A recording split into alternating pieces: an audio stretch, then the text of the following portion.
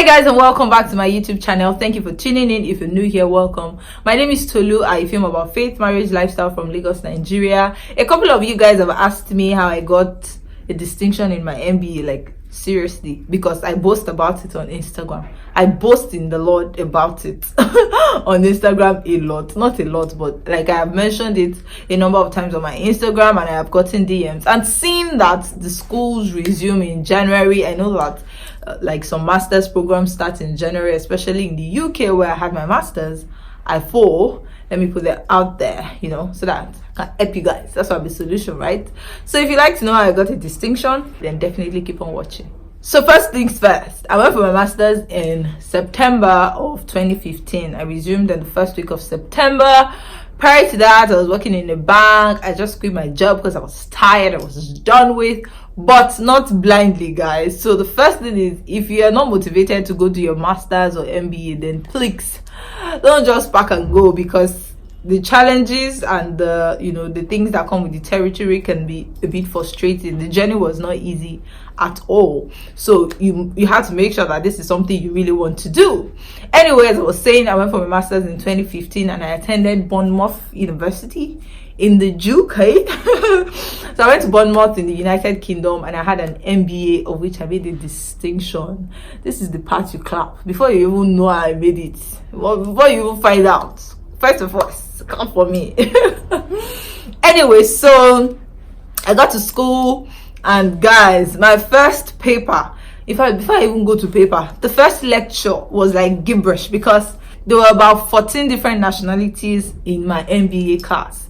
So for me, that was like the very first, I traveled to the UK before, but that was the first major exposure and relationship I had with people of different cultures. So I just sat in class, and then the inputs from people, my head was just going bang, bang, like, what are they saying? Even as bad as the geographical location of their countries, it was like gibberish to me. I hated geography in school, right? In my work, I had a D. Geography was the only subject I had a D. So in my head, I didn't even know like placement of countries like that. I wasn't opportune to be well traveled when I was growing up. So when they were saying, I'm Scandinavian because I'm from Norway and Sweden, in my head, I'm like, okay, I have a lot to cram in this 1 year. Legit, I was just moping. Anyway, as everything in life, practice began to make perfect. I started going, relationships became better. Personal interaction with people became better, and getting to know people one-on-one. I'll take my time and know about where they're from. So getting to know cultures became better for me. And then in school, it was tough because the way they do the exams or paper there was quite different from what I was used to here in Nigeria. So I attended Bowen University, and so when they would just come to class and teach us, they give you a paper to go and read, they'll give you research work and stuff like that. I'm like, here, you just la cram la po beso rigo beso. When it's time for exams, that's all you do, right? So it was really strange to me. But anyway, fast forward to like a month and 2 weeks down the line, I had my paper that was going to be marked, and I got a very low mark, guys. I was sad because I was one of the lowest in class. I won't even lie. Like, people were like, oh, I got 70, yeah, I got 70. And my paper, I was just like 52. Well, I went to the bathroom, I cried. I was like, oh my God, you sent me here. I was so sure it was your will for me to be here right now. Why this? But guys, guess what? Even though your beginning be small, your latter end shall greatly increase. So backtrack. When I resumed my MBA, I proposed in my mind that I wanted to have a distinction. So that is the first thing. Let me just do step by step, because this could legit just turn to a story time. First thing you have to do is know what you want out of your master's class. I proposed in my mind that I was going to have a distinction. I found out a word the first week I resumed. I think it's called magna cum laude, which is like, how they say al dente means like slightly soft. Magna cum laude is like that kind of word for best graduating student or like distinction. So I wrote it. I had a calendar and like a board where I wrote my vision for my master's in my room. So I wrote it there, magna cum laude, and a supporting scripture. I did not gain the possession of the land by my own sword, but it was your huge outstretched arm, the guiding light of your countenance, because you love me. Because fam, I think I wrote that one the week I resumed. Like from going to class, I knew that this one cannot be my own sword. This one cannot be my own power. But I knew that there was nothing impossible for God to do. So I put that out there to God that I wanted to make a distinction, and I proposed in my mind as well. So those are the very important things that you have to do first. I don't think distinction is something that falls on people, at least the majority of people that do have it. You have to work for it, you have to be determined for it, like you have to really, really make up your mind that that's something you want to have. So that's the first step. Anyway, having said that, so back to, where my story, it was hard, guys, because I failed. Is it not fail? Because I think from the marking, anything after C, like, so it was like I didn't do well. Let me not call it fail. I didn't do well in my first paper, and I actually put in a lot of work to it. So that made me understand that even though I put a lot of work, I didn't really understand how the system there like was set up and all. So I proposed in my mind that I was going to do better in the next one. I prayed to God to help me. Now, how did I do better? It started with networking with the right people, and by the right people, I mean people in my class that I saw like had prior knowledge. So there is this guy that schooled in the UK. He was quite familiar with the system and everything. So thankfully, see, that is why I know that it is not by your power. Yes, you have like made the vision. The first point, make the vision, write it clear so that everybody that sees it can run with it. It is very important. But God is the one that puts the icing on the cake. Because guess what, guys? From my very first assignment pair, there's a lot of pairing. You guys work in groups and stuff over there in the UK. It's not automatic that I was in the group with bright people. I don't think it was automatic that I was in the group of people that were like best group in class, best group out of 4 groups. I don't think it was automatic, because all those things added to my score at the end of the day, right? So that is the spiritual and the supernatural aspect you can never take away from your success if you're a Christian, like I am proudly. So I mean, as I was saying, I made it a point of call to network with the right people. So I started to roll with people in my class, not even roll with them, not like attaché or anything. It was just by studying them, maybe the effort I'll put in is try to sit like a few seats away from them in class, so that I could like see what they were researching, look at the materials they were reading and stuff like that. And I used to go to the library like, oh my God. At first, I was very oblivious to everything. Like, I had a world of resources I had no clue how to use. I was very ignorant about that. So at first, it was a really, really hard one for me. But I mean, with time, with like asking questions, not missing lectures. That's why the fact that my house was far from my class, and I'll come to that, I made it a point of call not to miss lectures, because you don't know the information that they will pass in class. If you're used to the system and you know how to dot your I's and cross your T's, oh fantastic, maybe you can get away with 1 or 2 classes. In fact, it got to a point where I like wanted to work. I was thinking, okay, I could use some pounds and some quid. Should I work? I was really considering it, but my husband even said, no, you must not work in Tesco. See, that's another ball game. Anyway, like, I was really considering it, but I knew that it was going to like kind of have an impact on my studies. Like, I was giving it everything I got. Like, I didn't want to mess it up in any way. So I mean, if you know that you have the strength to work and still do well, please go for it. That was just what was working for me, and because I had a good support system, shout out to my parents and like my husband right now, then boyfriend, that was still funding me, and his mom that comes to the UK and dash me pounds. Shout out to my support system that were really, really helping me financially, so I didn't really have to work. Anyway, so after really with the right people, I used to go to the library a lot. I used to be attentive in class a lot, because every information really counts. And also, you cannot study for an A. Oh my God, this changed my life. I think I saw this like 2 months into my master's program. It was just a meme on Instagram, or like a post on Instagram. It said you cannot trust God for an A and study for a B. Oh, whoa, that was a light bulb moment for me. And even though like I'd been reading, giving it my all, it went to like 100. I switched it up a lot.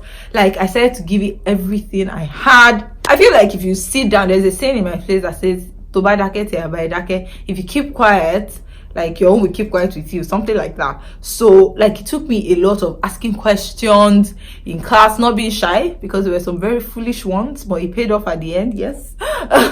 There's a very foolish one, but I mean, if I don't know, I don't know. There was a day that we were doing a group project and somebody was like, talk about things that can affect, I think, like revenue in the company and stuff. And because I worked in the bank, which actually also helped me when it had to do with like corporate businesses, corporate studies, or like strategic planning for corporate businesses and stuff, it was a module in my MBA, economics and stuff. The fact that I had prior experience in the bank really helped me, because there's a certain level of understanding you have when you're coming from the corporate world that you don't have when you're fresh out of school. So if you have that advantage, if you have the opportunity, especially if it's an MBA, not like master's in anything, maybe you can fly, I really don't know. But if it is an MBA, I'll suggest you work for like 1 or 2 years, because I feel like that also really helped me. But that's just by the way. The other guy that had a distinction, were two had a distinction. The other guy also had a work experience actually, so just do you. Anyway, so back to my story. So they were like how a company can increase revenue. And you guys know in my group, I'll say like ensuring that, you know, all the resources you will need are available, e.g. generator. The other Nigerian in my class now tapped me that it's not a worldwide practice to be using generator. I'm like, no, now like in the bank now, for instance, if I was in my own bubble, like if like customers are in the bank and you know light goes off, there has to be like generator backup. And then a girl in my class was like, what's generator? Like, what are you generating? That was my light bulb moment. Like, oh my god, oh my, it's not everybody that knows what generator is. So imagine what I'm talking about in terms of being Nigerian and like going to the UK for your masters. Anyway, so go all out if you can, use all the resources. In the schools usually have a portal, so I didn't know about that portal initially as well. So schools usually have a portal where you know you will go to and you know search for papers. I think because my husband had done, my then boyfriend had done his masters like 3 years before me, and we used to literally do all my course papers together. It was a great support system throughout my stay in the UK. Shout out to you, baby. It was a great support system. Like I'll literally finish my paper and send it to him to like peruse for me. So yeah, shout out to him. But as I was saying, like he had told me so many things about Turnitin. You cannot, I mean, if you're doing a master's, you guys will know all of these things. Like you cannot like soft lift and use people's word for word. So even though the resources I used, a lot of the resources I used for my papers, only the last part of it will be my own idea that I have like derived from the argument I've made. But the bulk of it was really people's work, people's ideas. But it's just how you say, paraphrasing it right, making sure you're referencing right, and things like that really helps. And when it came to exam, I used the same strategy I used when I was in uni. In uni too, I started with a third class. My first what's it called, semester in 100 level. I always say, oh, you know, because I resumed later than my mates, because they gave me a wrong course. They gave me mathematics. I ended up studying computer science, so I resumed later than my mates. I used to use that as the excuse, but the truth is I did not read well. So I started with a third class, but eventually I graduated with a 2-1, and that's because I used to literally sleep in the library. And see, God is faithful like that. Add hard work to God's favor, and what you will have is a world of wealth, a world of abundance, a world of yeses, a world of distinction, literally. So don't be lazy. It doesn't pay anybody. And concerning social life, now I know people that had a good social life and still made a distinction and still did well, but for me, apart from working, I knew that having that much of a social life was going to distract me a lot, and there was really nobody to have the social life with actually.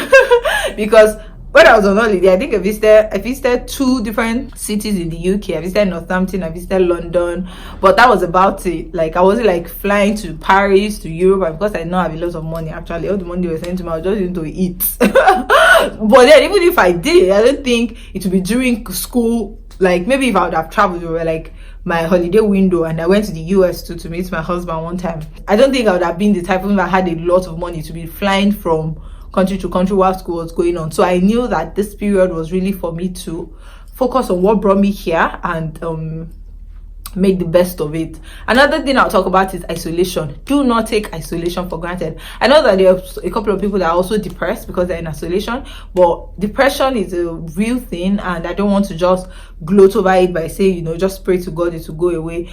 But it doesn't change the fact that you need supernatural intervention. You need to, trace the source of it, always run to God, because mental health is actually something very real.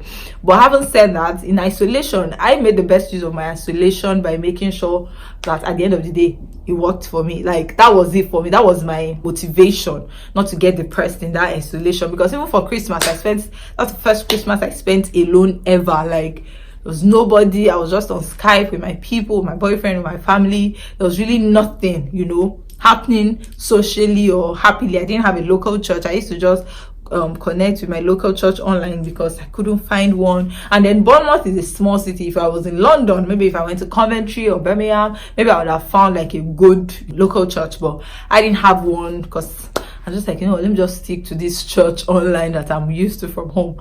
So yeah, in terms of isolation, I made the best of it. That was when I started my natural hair journey. So obviously everything can be book, but find other things in your life that can help you to get through that period. I started my natural hair journey, and if wash day, that's a whole day on its own. I started working out. I had 6 packs, guys. I miss it. I had obliques. I had 6 packs when I was doing my masters. Like, one time my sister came to visit me from London. She was in London at that time, so she came over to Bournemouth. I ran from my hostel, so every day I used to go to, I could trek, but it was a long trek, so it was like a 15-20 minutes drive by bus to my school from where I was living. So do your research very well if you prefer to live in school, because that's one thing I wish I did.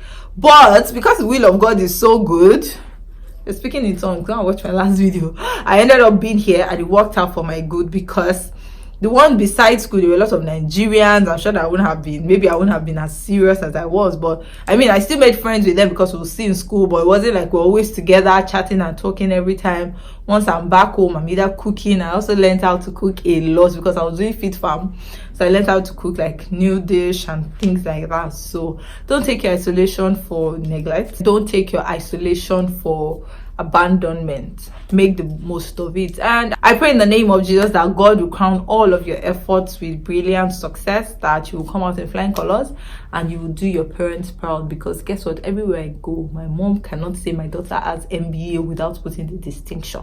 Anyway, they gave me an award for distinction, and they gave me money too. They gave me like £250. So yes, it was all worth it. And yeah, I think this video is super long. I'm going to, if you have any questions about it, put in the description box below, and I'll answer it, telling you guys how I funded it and stuff, the advantages of schooling in the UK and things like that. Maybe I'll just do another video that is MBA, master's education related. And on that note, let me talk about Solutions Foundation. There we help underprivileged children through school. I believe that there's a lot of opportunities and hidden advantages in education. So if you're led to donate to that part of my life, I'll be very grateful. The kids will be very grateful. Right now we have 7 pupils in school, primary and secondary, and one of them is going to university this year, and we're excited. So if you'd like to be a part of us, kindly check us out. I'm going to link the Instagram page below. And yeah, thank you guys for watching. I hope you've been blessed and it was worth your while. Bye guys, I'll see you in the next one. Like the haters. This is what we did in our house. Just joking. No haters. 2020, I'm cutting them all off. Cut them off. Stop. And by right people, I mean, wow, I did. Sorry. And you did that purposely. Oh my God. I was bad of my use.